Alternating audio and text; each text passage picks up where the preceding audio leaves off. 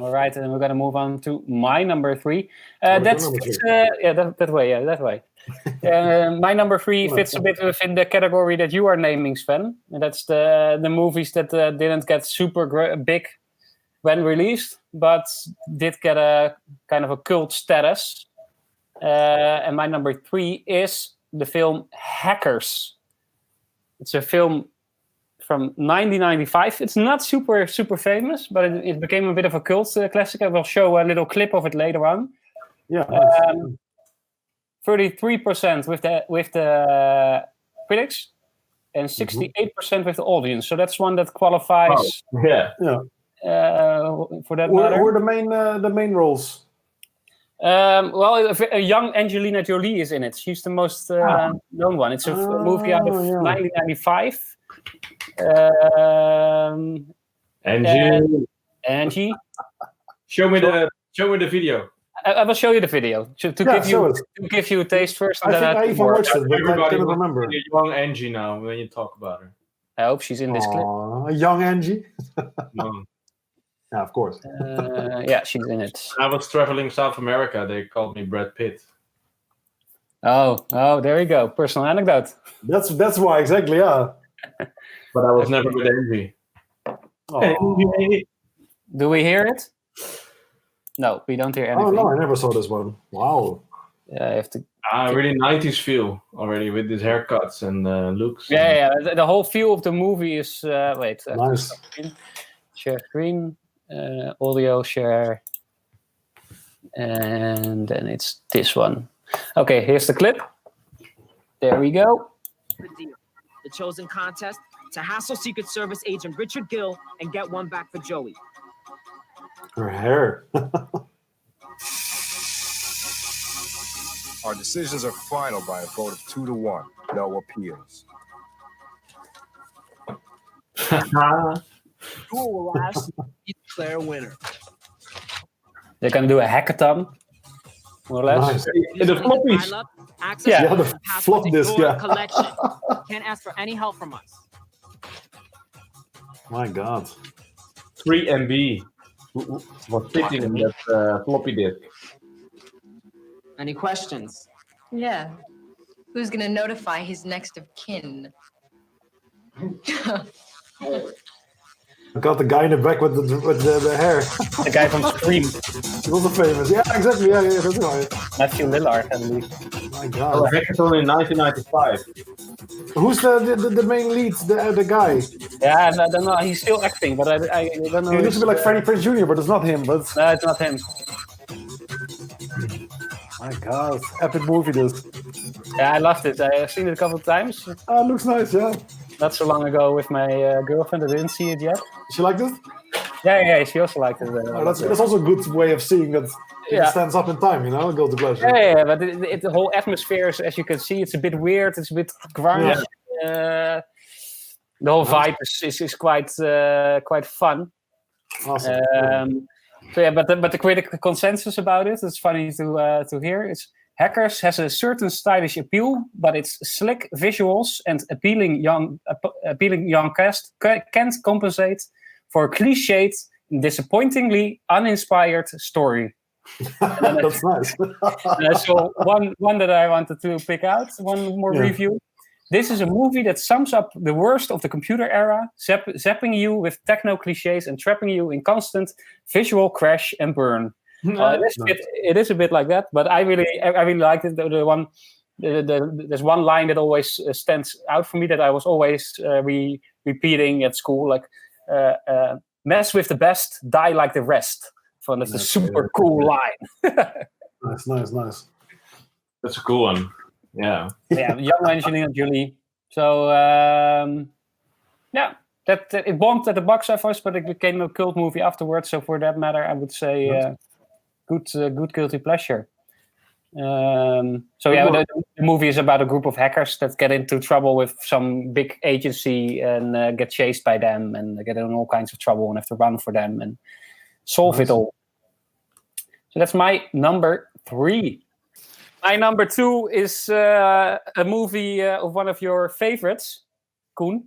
Oh God. The Maverick. No. Here playing Mr. Flanagan. And then I'm talking about the movie Cocktail. Ah, yeah. 1988 movie, which really connected to me back then. I think I saw it when I was in my teenage years, beginning 20s. I was working in a restaurant myself. Working behind the bar, and so this whole story of this guy really appealed to me. That's a bit my persona. Which Did you try to do also the tricks, everything, or not? Yeah, but I was a bit clumsy, so that didn't work out. So your boss fired you after one day or not? Oh shit! Sorry, boss, here's your wage minus all the bottles you ruined. Exactly. Nice. No, so that was I really liked this movie. You were not clumsy with the girls, boss. What? You were not clumsy with the girls. No, that was okay. Yeah. We can make another episode about that, maybe. No, but so it has 5% on Rotten Tomatoes. Why? Yeah, I saw it also on a list today because I checked also the list of guilty pleasure movies. This is the lowest that gets on my guilty pleasure list. It's not that bad, the movie. Yeah, that's what I thought. 5% with the critics, 58% with the public. The critics' consensus. This is a fun one. There are no surprises in Cocktail, a shallow, dramatically inert romance that squanders Tom Cruise's talents in what amounts to a naive barkeep's banal fantasy. Nice. Dan heb ik er nog 2. Kathy Burke from United Press International. Cocktail is so steeped in corn, the drama seems comedic and the comedy is about as funny as a hangover. Wow. Hangover. That's also Hangover. Guilty pleasure. Oh, a good one, yeah. No, but I gotta say, Bas, I also, when I was in my 20s, I also worked in bars, and also I saw the movie very late, when I was 19, I think, or something, for the first time. And I thought, oh, this is awesome, let's try to do this, but also I was very bad. Yeah, exactly, yeah. After one try, I didn't dare anymore. Talking about that, I'm gonna show a little clip. Nice. For everybody that didn't see the movie, go see it. It's awesome. Yeah, like, for me, it had everything. It had a bit of love. It had the beach. It had music. Was it the first movie after Top Gun, or was that Days of Thunder? That I don't know. It was 1988. Top Gun was 87. 86, I think. Even it's very old. I think 86. Yeah. Okay, guys, here comes the clip. All right, show me the money. Hippie shakes, yes. Hippie shakes. Also Tom Cruise, show me the money, yeah. Yeah. Yes.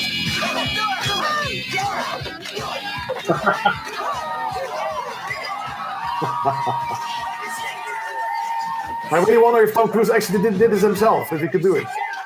I read that they came up. This was not in the script. The older actors had. They came up with it themselves. Found it fun. Yeah. So I think they. Tom Cruise does it fun himself, right? So.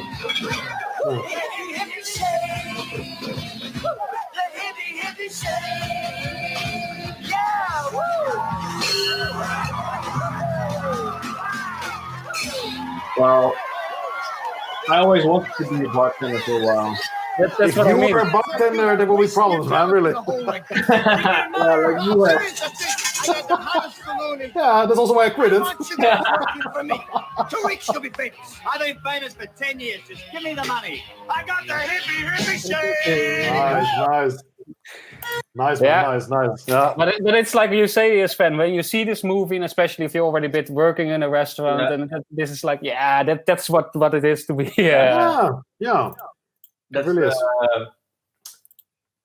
The superficialistic world you're gonna embrace in that moment. Yes, exactly. I read that this movie was based on a novel, and was written by a guy in his end 30s who lived in the US, in New York, I believe, and he worked in a bar in his late 30s, and he based the characters and all the people around him that were all 30-somethings or 20-somethings with all dreams and fantasies. But they were a bit stuck. This working at the bar was never where they wanted to be, but they were always dreaming. So it was a bit tragic to it. That's what you also. But that's also a bit like the thing. If you I worked in a lot of restaurants and a lot of bars in my student time, and everywhere you work, the people that are working there longer and older than you, they always say, No, it's just temporary. It's temporary. Exactly. You know, they have dreams, and half of them never goes away. You know, like it's sad in a way. Yeah. And that's what you see in this movie, of course, with the older guy who is one of those stuck bartenders that wanted to do different things with his life, but just ended up working in the bar for all his life. Yeah, exactly. Yeah, that has that's the moral of the story. Yeah, a bit. Yeah. Yeah, but very low critics. Strange. Yeah, very low. Lower. Yeah. But audience. Even Twilight has more. Come on, what the hell? Like, it's maybe one of the lowest movies. Yeah. I think even Costa has more. Come on. That has no consensus yet. Oh yeah, I think actually the whole atmosphere and everything. We're gonna talk about Costa again for our international viewers, but that's the famous Dutch guilty pleasure.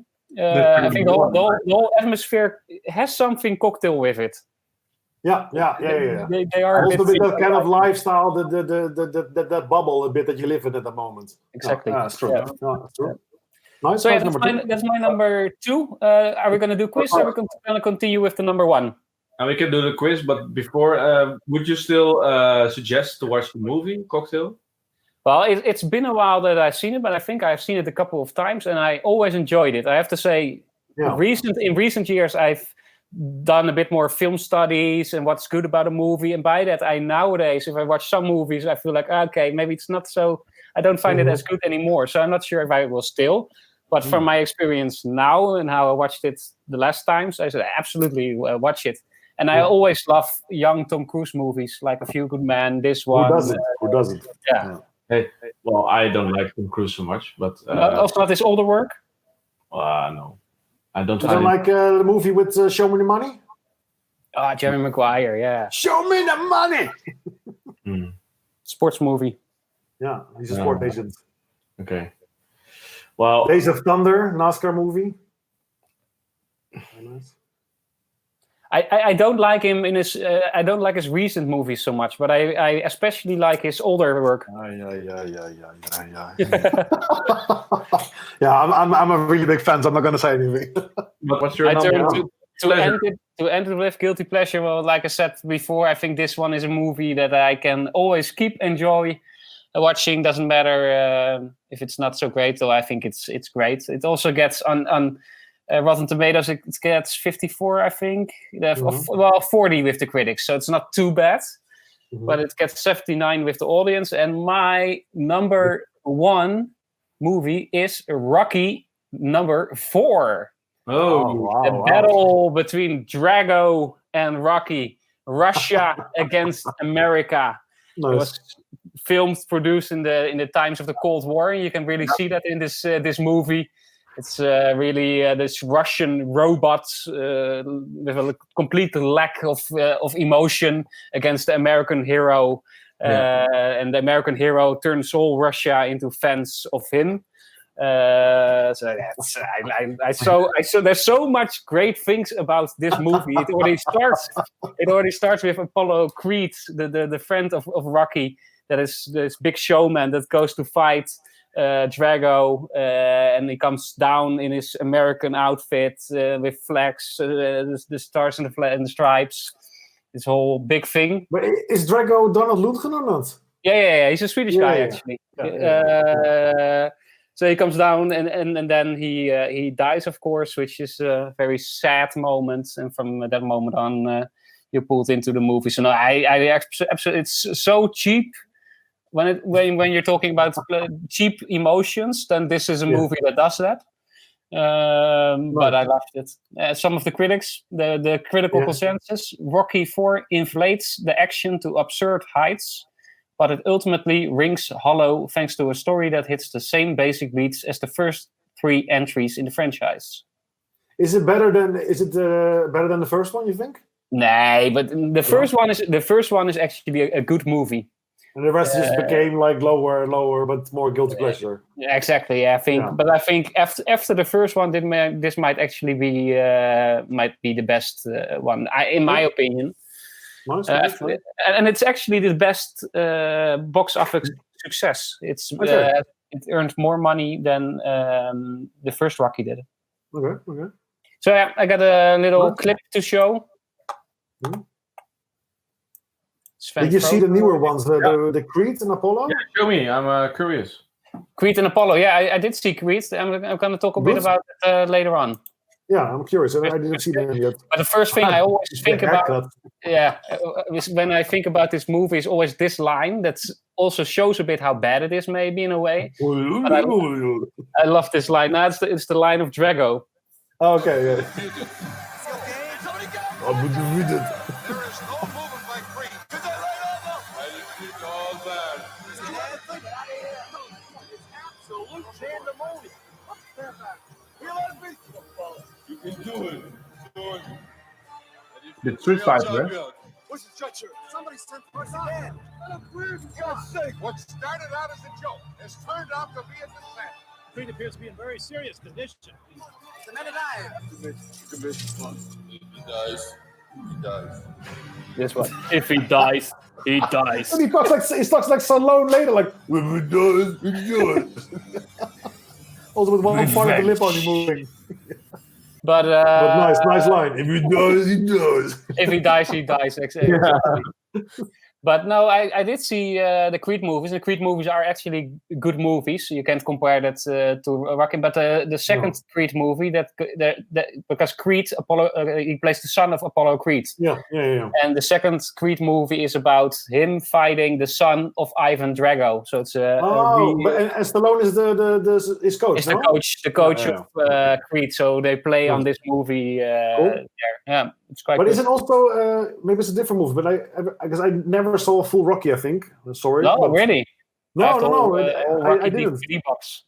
No. I wanted to, and also like Rambo also never saw them fully. But isn't the one with Drago also the one that they try to? He wants to run over to the American side. No. There's another movie also with I think Donald Lundgren as a boxer that's. On the Cold War, that he wants to run over at the Olympic event. He wants to go to the Americans. It's a different movie. Okay, no, that's not with this one. No, this one is really he's the enemy, and he's this guy that is full of anabola and all kinds of drugs. Nice. He's a machine. Russians still are. So yeah. And then you see, of course, Rocky training in the snow with his with the wood on his. Of course, the jacket on. Come on. Nice. So yeah, that's my.